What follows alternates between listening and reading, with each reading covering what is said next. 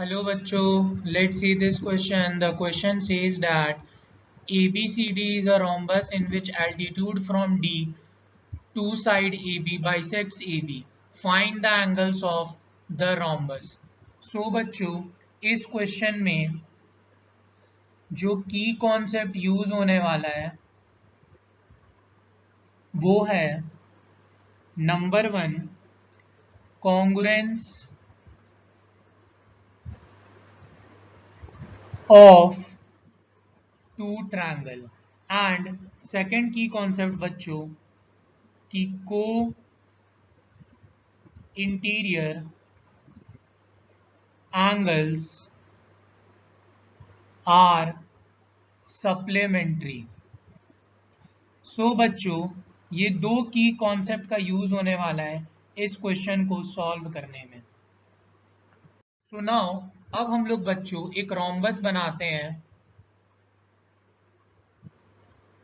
सो अपने पास कुछ ऐसा रोम्बस है जिसका नाम है A B C D and बच्चों क्वेश्चन में बोला है कि डीई एक एल्टीट्यूड है जो ए बी को बाइसेक्ट कर रहा है. इसका नाम हम लोग ई दे दिए बच्चों. एंड बच्चों एल्टीट्यूड का मतलब होता है 90 डिग्री एंड बाइसेक्ट्स का मतलब होता है कि इक्वल पार्ट्स में डिवाइड करना. जैसे डीई ए बी पे गिर रहा है तो वो ए बी को इक्वल पार्ट्स में डिवाइड करेगा. मतलब A E equal to E B, मतलब ए ई और ई बी का लेंथ सेम होगा. So now we can say that since DE is the altitude and DE bisects AB. So हम लोग बोल सकते हैं बच्चों therefore AE equal to BE. ये बना अपना first equation. So now we can say that in triangle AED and triangle BED. So बच्चों यहां से मैं B से लेकर D तक ज्वाइन कर देता हूं. सो अब अपने को दो ट्रायंगल को कॉन्ग्रुएंट प्रूव करना है, AED और BED को. सो हम लोग सबसे पहले लिख सकते हैं BE is equal to DE और ब्रैकेट में लिख सकते हैं बच्चों कॉमन साइड. नाउ बच्चों अब हम लोग बोल सकते हैं AE is equal to BE और ये हम लोग कहां से लिखें. सो रीजन लिख सकते हैं using equation 1. Now angle AED is equal to angle BED और ब्रैकेट में बोल सकते हैं बच्चों each 90 degree. So now we can say that therefore triangle AED congruent to triangle BED और रीजन दे सकते हैं बच्चों हम लोग by SAS property. SAS property का मतलब हो गया बच्चों side angle side property. So now we can say that AD is equal to BD और ब्रैकेट में लिख सकते हैं CPCT. CPCT का मतलब बच्चों corresponding part of congruent triangle. याद रखना जब भी दो ट्रायंगल कॉन्ग्रुएंट होता है तो उसका कॉरस्पॉन्डिंग साइड इक्वल होता है और कॉरस्पॉन्डिंग एंगल इक्वल होता है. जैसे हम लोग ट्रायंगल AED में आगे और पीछे ले रहे हैं दैट इज AD, तो BED में भी आगे और पीछे लेंगे that is BD. So now we can write AD is equal to BD. इसको मैंने बोल दिया बच्चों equation number 2. So now we can say that AD is equal to AB. इसको मैं बच्चों इक्वेशन 3. और ये कैसे बराबर हुआ बच्चों. सो मैं रीजन लिख देता हूं because adjacent sides of a rhombus are equal. So बच्चों याद रखना कि रोम्बस में एडजेसेंट साइड इक्वल होता है and all sides are equals to. So now we can say that from equation 2 and 3 we get AB is equal to BD is equal to AD.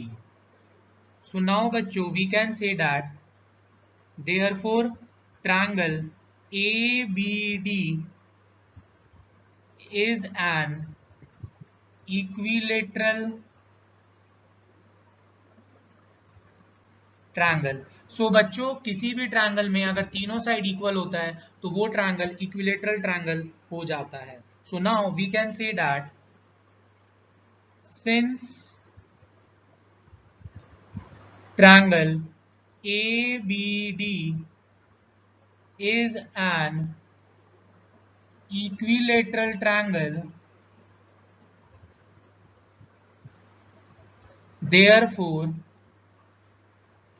all angles of equilateral triangle are 60 degrees. So we can write therefore angle A is equal to angle B is equal to angle D is equal to 60 degree.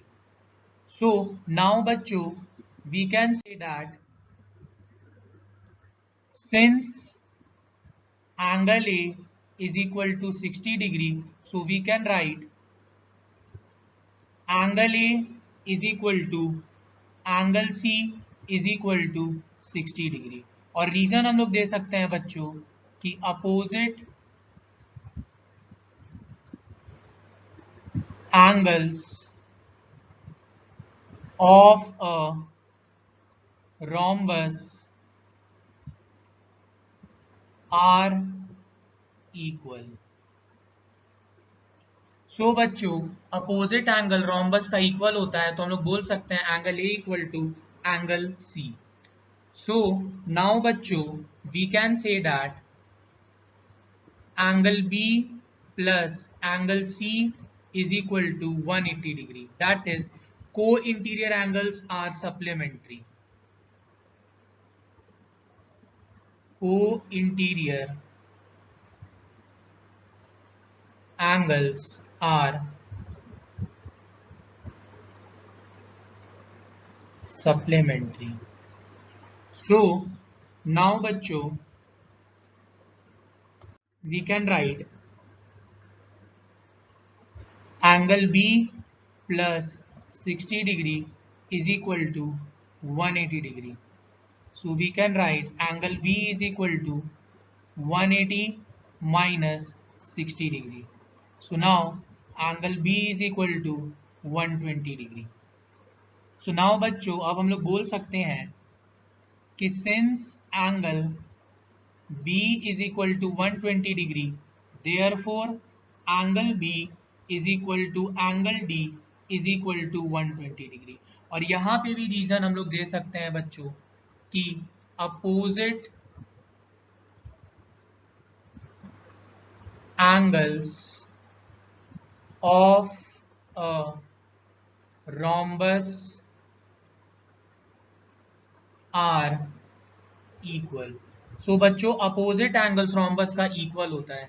सो हम लोग finally बोल सकते हैं therefore all angles are 60 degree, 60 degree, 120 degree and 120 degree.